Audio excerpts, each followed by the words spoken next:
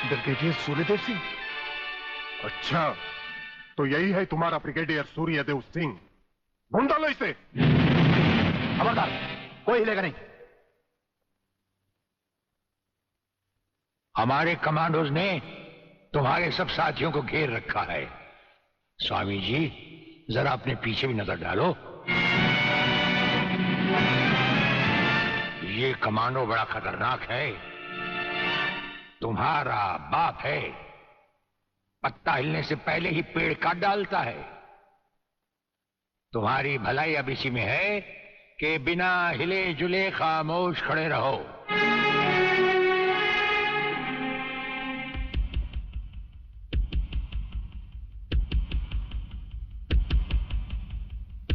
दुबे नाम है सत्यवादी।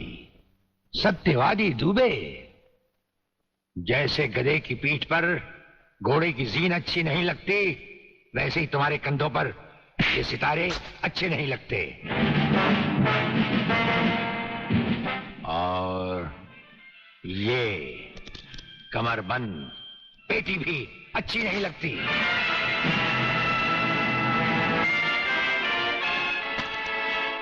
अब वो कसम याद करो जो तुमने खाई थी ये वर्दी पहनने से पहले।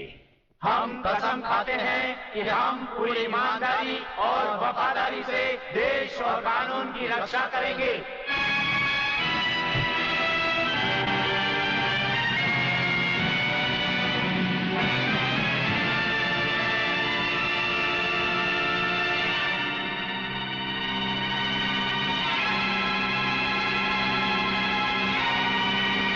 हम तुम्हें सिर्फ ये बताने आए हैं कि अगर तुमने तिरंगे के खिलाफ कोई भी कदम उठाया तो हम तुम्हें वो मौत देंगे जो ना तो किसी कानून की किताब में लिखी होगी और ना ही कभी किसी मुजरिम ने सोची होगी।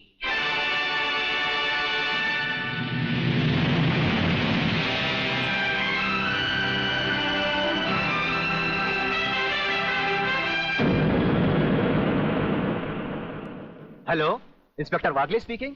No, suspended inspector Shivajirao Wagle speaking. Sir, DSP साहब ने आपको अर्जेंट बुलाया है। कल से ड्यूटी ज्वाइन करनी है। फिर? इंस्पेक्टर वागले, तुम्हें शायद मालूम नहीं कि तमाम पुलिस ऑफिसर्स की फाइल्स देखने के बाद ब्रिगेडियर सूर्यदेव सिंह ने सिर्फ तुम्हें चुना है। सर, अब तुम दोनों को मिलकर काम करना है, लेकिन तुम पूरब हो तो वो पश्चिम है। इसलिए सीनियर ऑफिसर होने के बावजूद मेरी तुमसे रिक्वेस्ट है कि ब्रिगेडियर सूर्यदेव सिंह के साथ मिलकर जो भी खेल खेलना हो, शांति और ठंडे दिमाग से खेलना। सर।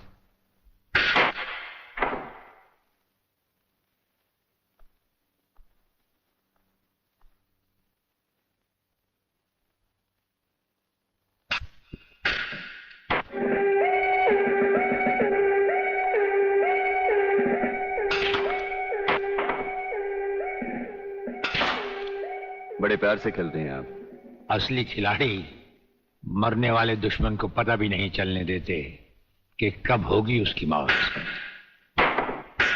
तो फिर प्रलयनाथ को छोड़ क्यों दिया? क्या उससे गले मिलने गए थे?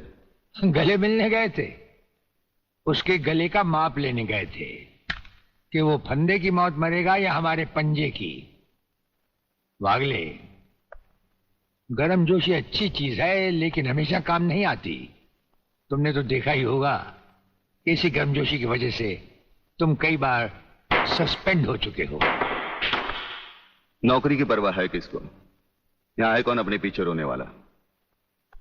इस ईमानदारी की वजह से बहुत कुछ भुगता है, कोई तकरार नहीं है सर। लेकिन ये गुनाहगार कानून को हाथ में लिए फिरते हैं और मैं हमेशा कानून के दायरे में रहकर काम नहीं कर सकता। अपना तो उसूल है, पहले लात फिर बात, उसके बाद मुलाकात। भाई वागले, अपना तो उसूल है, पहले मुलाकात फिर बात और फिर अगर जरूरत पड़े तो लात। बड़ी उम्मीद थी आपसे, लेकिन अब पता चला आपका रास्ता अलग, मेरा रास्ता अलग। आप नरम खून के, मैं गर्म खून का। हम एक साथ काम नहीं कर सकते सर। वागले, तुमने समझा कि जिंदगी में सिर्फ तुमने ही बहुत कुछ खोया है। इस इंसान को देखो, जब चाहता ये घर बसा सकता था, लेकिन नहीं, इस अकेली जान को हमने अपने देश के लिए उठा रखा है। दोनों का मकसद एक है, मंजिल एक है, सिर्फ रास्ते अलग अलग हैं। नहीं वागले, हमारे रास्ते भी एक हैं, मंजिल भी एक है। और फिर इतनी बड़ी दुनिया में तुम्हारा कौन है? कोई भी नहीं, सिवाय फर्ज के। इस दुनिया में हमारा कौन है? कोई भी नहीं, सिवाय फर्ज के। अगर फर्क है तो सिर्फ सोचने के ढंग में और काम करने के तरीके में। अब हमें इस फर्क को मिटाते हुए ये युद्ध एक साथ लड़ना होगा।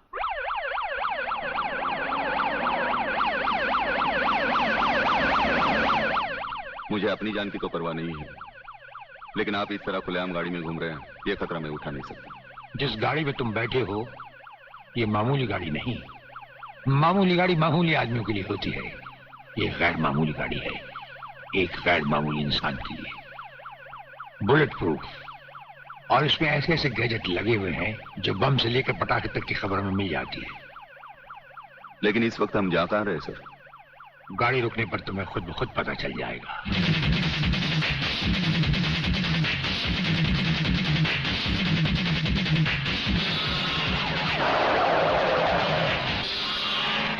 वागले, यहां हमारा घर है।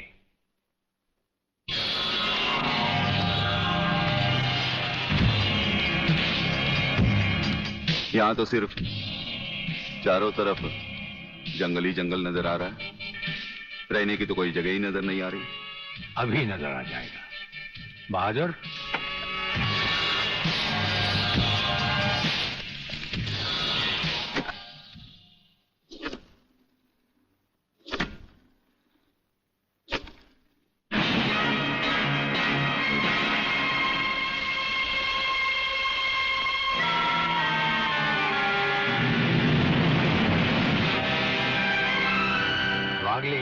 ये ऐसा बंकर है जिसका अता पता सिर्फ हमें या एक हमारे खास आदमी खबरीलाल को है, और आज से तुम्हें होगा।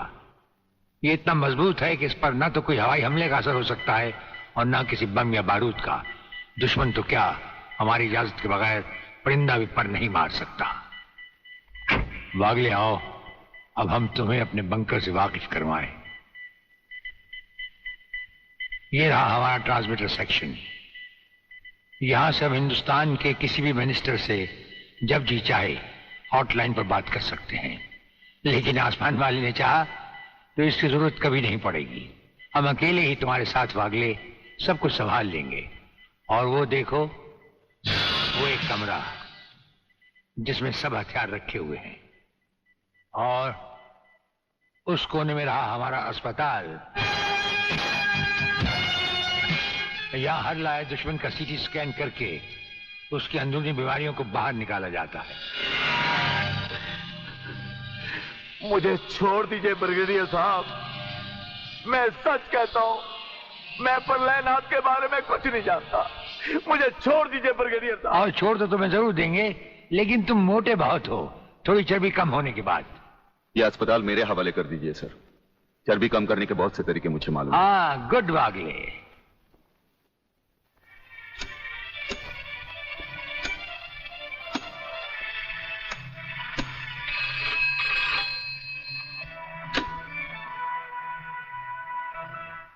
नमस्कार सर, मैं खबरीलाल बोल रहा हूँ।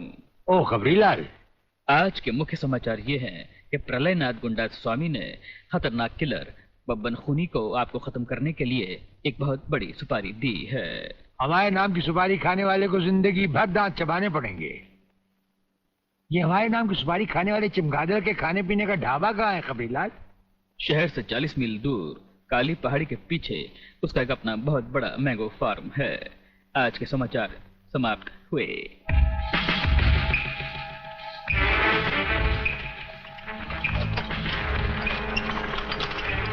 शोबे गंगवा, ये माल जो तू आसाम और यूपी भेज रहा है तगड़ा है ना? तगड़ा क्या सरकार, ये नंबर 1 फसल है, नंबर 1। अरे 25 मीटर दूरी पर जाती हुई गाड़ी को ये ऐसे उड़ाता है।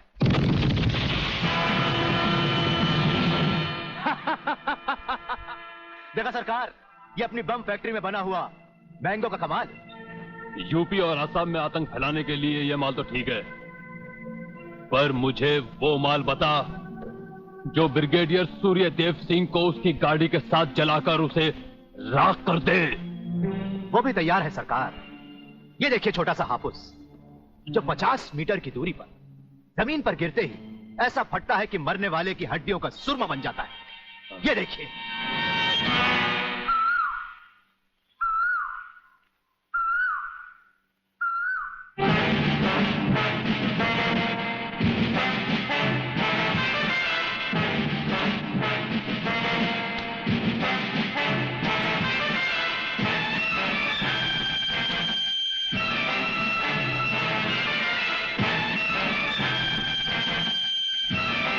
कौन हो तुम?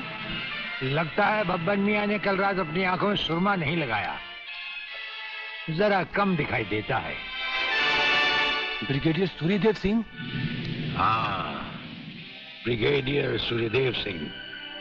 बब्बन मियां, हमें तो उसी के हाथों से मरना है जिसने हमें इस दुनिया में पैदा किया।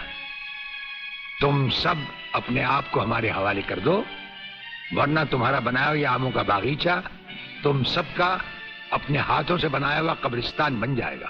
तो आओ आगे और पकड़ लो मुझे, मगर इतना याद रखना कि जहां तुम खड़े हो उस पेड़ से लेकर मैंने अपने चारों तरफ माइंस बिछा रखी हैं।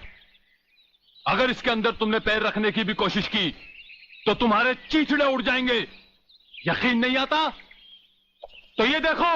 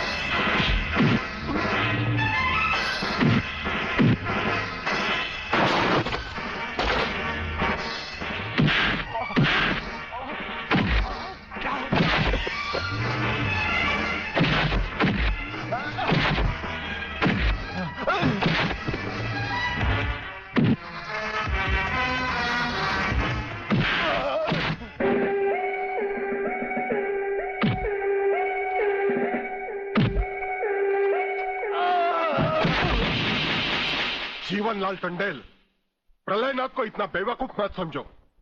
सारे शहर के पुलिस स्टेशन से पता लगाकर ही तुम्हें फोन किया है। अगर होम मिनिस्टर होते हुए तुम्हें यह पता नहीं है तो मुझे कल तुम्हारा रेजिग्नेशन चाहिए, समझे? अरे जानते हो बब्बन और उसके साथियों ने जबान खोल दी तो सूर्यदेव सिंह हमारे लिए नर्क के दरवाजे खोल देगा। जल्दी से पता लगाओ और उन सबको छुड़वाओ। Yes, DCP Pathania speaking. अरे इंग्लिश को मारो गोली और हिंदी में समझो। मैं जीवनलाल बोल रहा हूं, जीवनलाल टंडेल। ओ सर, आप कहिए, क्या हुक्म है सर? मुझे सिर्फ 1 घंटे में यह बताओ कि सूर्यदेव सिंह ने जिन जिन को गिरफ्तार किया है वो सब कहां हैं, और मुझे 4 घंटे के अंदर अंदर उन सब की जमानत चाहिए, समझे? मगर सर, सूर्यदेव सिंह के बारे में जितनी जानकारी आपको है उतनी ही हमारे डिपार्टमेंट को, और हम उसे ज्यादा कुछ पूछ भी नहीं सकते क्योंकि यही हाई कमांड का ऑर्डर है। वो रहता कहां है? वो भी नहीं मालूम। ये भी नहीं मालूम तो फिर ये बताओ कि वो मिलता कहां है? मैं उससे आज ही मिलना चाहता हूं। सर, वो रोज सुबह सीबीआई ऑफिस में 12 और 1 के बीच में आते हैं सर। सर, ये लिस्ट उन लोगों की है जिन्हें आपसे मिलना है।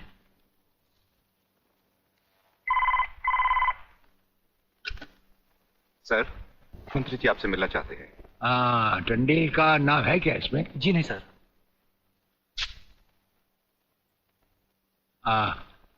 आज तो हम अपना 1-1 मिनट दूसरों को दे चुके हैं, दम लेने की भी फुर्सत नहीं होगी। ऐसा करो, मंत्री जी को कल दोपहर के बाद की कोई भी अपॉइंटमेंट दे दो। Okay sir. Sir, you can't meet him today. अरे अंग्रेजी को मारो गोली और हिंदी में समझो। इस राज्य के मंत्री से मिलने के लिए उसके पास वक्त नहीं है। मैं पूछता हूं वो हमारी खाता है या हम उसकी? इसमें आपकी और हमारे खाने की बात कहां से आ गई? ओह, तो ये है ब्रिगेडियर। आप यहां अचानक आप पधारे हैं, और हम आज का सारा वक्त औरों को दे चुके हैं। आखिर हम सब जनता ही के तो सेवक हैं। कुर्सी मिलने पर ये समझ लेना कि सारी सरकार आप ही की है, इसे हम कैसे मान लें? आप मुझे ये न समझाएं कि सरकार किसकी है। आप सिर्फ इतना समझिए कि आप एक सरकारी नौकर हैं और आपके सामने खड़ा हुआ ये इंसान इस राज्य का मंत्री है। खादी के कपड़े पहनने से और टोपी लगा लेने से कोई महात्मा गांधी नहीं बन जाता। और सुनिए, हमें नेताओं की भाषा ना तो पहले समझ आई थी और ना कभी आएगी। भाषा छोड़ो ब्रिगेडियर, मैं जो आपसे कहना। आपने जो कुछ भी कहना है कल कह लीजिएगा, आपकी अपॉइंटमेंट नोट करवा दी गई है। और एक बात ये भी याद रखिए कि हमसे बगैर अपॉइंटमेंट के कोई नहीं मिल सकता। और जहां तक हमारा ताल्लुक है, हम किसी से भी किसी वक्त भी कहीं भी मिल सकते हैं, हमारा जब दिल चाहे। शायद आपने वो लेटर नहीं पढ़ा जो सेंट्रल गवर्नमेंट ने आपको भेजा है। उसमें खासुल खास ऑर्डर है कि हमारे किसी भी काम में कोई भी दखल अंदाजी नहीं कर सकता। नमस्कार। नमस्कार।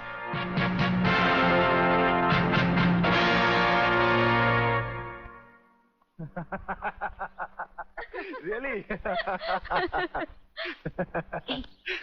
ओए, हाँ, गुड मॉर्निंग अंकल। अरे अंग्रेजी को मारो गोली और हिंदी में बात समझो। हिंदी में तुम ये बताओ तुम्हारे पिता कहाँ हैं? पिताजी, अंकल तो ऊपर बैठे हुए हैं, आप ही का इंतजार कर रहे हैं। राधा, तुम्हारे पिताजी बड़े उखड़े हुए लगते हैं। लगता है there is something wrong in the ministry। अरे रॉन्ग हो या राइट, यही समझना होता तो मैं भी तुम्हारी तरह खादी के कपड़े पहन लेता। अरे सरकारी लेटर से मुझे क्या लेना देना। देखो, तुम अभी से इतने ढीले पड़ जाओगे तो पूरी सरकार को भारतवर्ष से कैसे खत्म करोगे? वो सिर्फ एक मिलिट्री ऑफिसर है और हमें पूरी मिलिट्री फोर्स के साथ लड़ना है।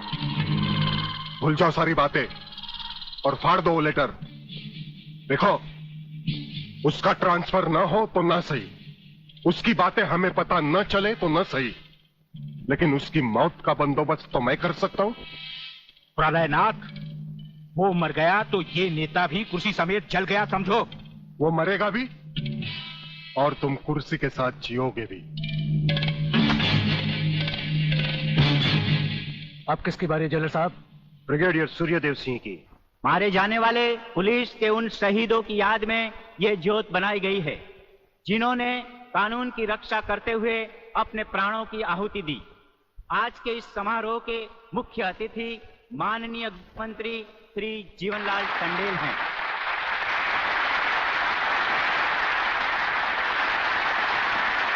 और इस ज्योत का उद्घाटन एक महान योद्धा, परमवीर चक्र विजेता ब्रिगेडियर सूर्यदेव सिंह के हाथों से होगा।